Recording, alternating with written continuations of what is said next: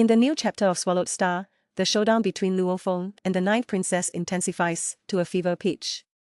Amidst a meticulously planned chaos, Hedliev utilizes the power of the interstice, escalating the battle to its climax. Just as Babetta calculates an apparently flawless escape route, relying on her exceptional intellect, she is ambushed by the Ninth Princess at the entrance of the Sanfu mountain base.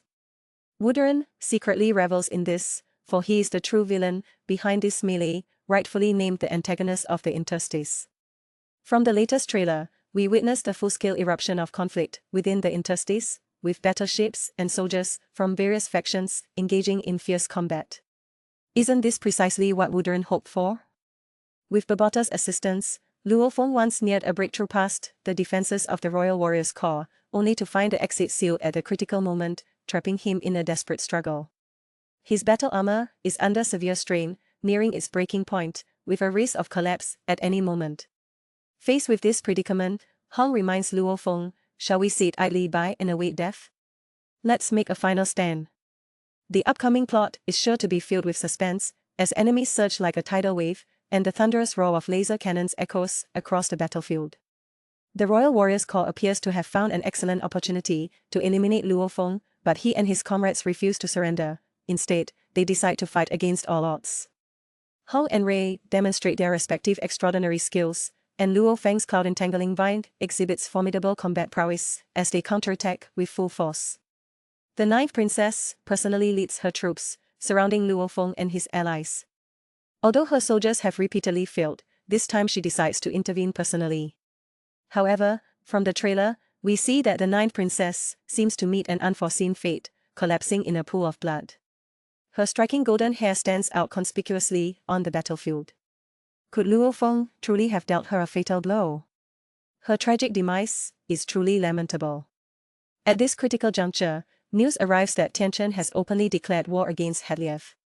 Meanwhile, reinforcements from the Royal Warriors Corps are worn out from pursuit by other factions. In this chaotic battlefield of the interstice, few are willing to confront the Royal Warriors Corps head-on, but Sanfu Mountain and North Dragon City boldly join the fray. Their participation adds further complexity to the conflict, intensifying the flames of war.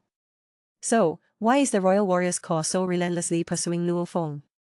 It turns out they seek a crucial password in his possession, which is equally important to Tianchen.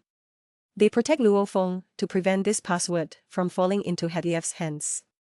While Hedliev and Tianchen outwardly maintain calm, behind the scenes, tensions simmer. The direct confrontation between these two major forces heralds the climax of the interstices battle. How will all this unfold? Can Luo Feng survive this conflict? Let us await eagerly. In the past, the Ninth Princess was in the limelight within the Black Dragon Mountain Empire's royal family. With her formidable grandfather Hedliev backing her, the Ninth Princess had a significant advantage on the path to the throne. Her prestigious position in the royal family made everyone address her as Princess Ninth. It was more esteemed than even the Empress. Unfortunately, her good times were short-lived once the treasure trove of the interstice appeared. This treasure trove was like a massive magnet, drawing in major factions. Armed with 9 C2 great laser guns, the Ninth Princess intimidated everyone. These laser guns could instantly kill cosmic-level powerhouses. To those star-level rookies, the Ninth Princess was like a big sister. However, just when the Ninth Princess thought she could claim the treasure all to herself, reality delivered a resounding slap in the face. Turns out, the treasure was not first come, first served, it required Thunderstone for exchange. The Ninth Princess was dumbfounded. Nevertheless, with her grandfather's support and a large army at her disposal, she quickly secured 2 password clues. But alas, just when the Ninth Princess thought victory was within her grasp, someone else had already taken the lead. This was a major setback for her. She hurriedly sought her grandfather's help for investigation, only to discover she had been blackmailed. And the one behind this blackmail was none other than the formidable Tianchen, who was as strong as her grandfather. Tianchen's 9 conditions practically emptied out Hedliev's coffers. Although it pained Hedliev greatly, he had to reluctantly agree for the sake of that inheritance. The result? Hedliev received a recording that played him for a fool. Enraged, he blamed all faults on the Ninth Princess. Poor Ninth Princess, she was stripped of her cultivation and expelled from the royal family. From then on, the ninth princess fell into obscurity as a street girl, and those adventurers she once oppressed now targeted her, the former royal princess.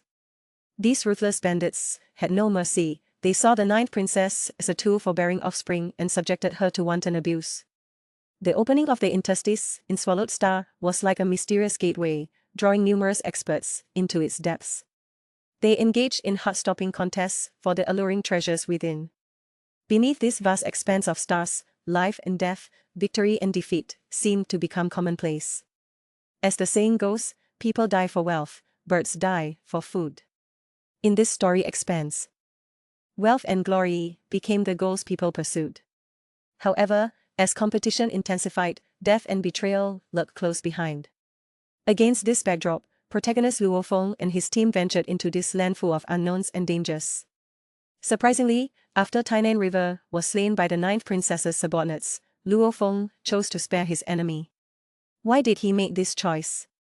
Wasn't he afraid of being mocked as a coward? Didn't he want to avenge his brothers? Let's explore the reasons behind this decision. In the depths of the interstice, Tainan River's body lay silently, his blood staining the surrounding earth. Luo Feng stood beside his corpse, filled with sorrow and anger. He knew Tainan River was his good brother, his comrade, now tragically dead on this land. However, when facing the ninth princess, Luo Feng chose to set aside his hatred. It wasn't because he feared the ninth princess's strength or because he didn't want revenge. Rather, he understood that the enmity between him and the ninth princess was not merely personal, it involved a clash of two vast forces. Behind the ninth princess stood the Black Dragon Mountain Empire's royal family, controlling over 8,000 star systems, a power so formidable that it instilled fear in anyone. Though Luo Feng possessed considerable strength, he knew he was still minuscule compared to the Black Dragon Mountain Empire. Striking at the ninth princess recklessly would not only invite the Empire's pursuit, but also endanger his own family and fellow Earthlings. Moreover, Luo Feng had a more important goal, participating in the Universal Genius War. Through outstanding performance, he progressed through challenges and ultimately won the championship honor. His achievements not only earned respect and recognition from the Black Dragon Mountain Empire, but also made him the focal point of the entire universe. At this moment, he was no longer the youth eager to avenge his brothers, but a true cosmic powerhouse. After achieving fame, Luo Feng returned to the Black Dragon Mountain Empire, and the ninth princess realized his value. She wisely chose to establish friendly relations with Luo Feng, offering gifts as a gesture of goodwill. Luo Feng also understood that it was no longer suitable for him to seek revenge against the ninth princess. Representing the Black Dragon Mountain Empire, their relationship had evolved from enemies to friends. Therefore, Luo Feng chose to spare the ninth princess. He avenged Tainan River by slaying her subordinates and released his pent-up frustration. However, he refrained from directly attacking the ninth princess herself because he knew it would only lead to greater trouble for him.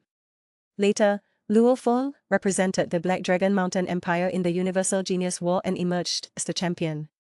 His fame spread throughout the cosmos, becoming an object of admiration for countless individuals. The ninth princess also wisely chose to establish friendly relations with Luo Feng, offering gifts as a sign of respect.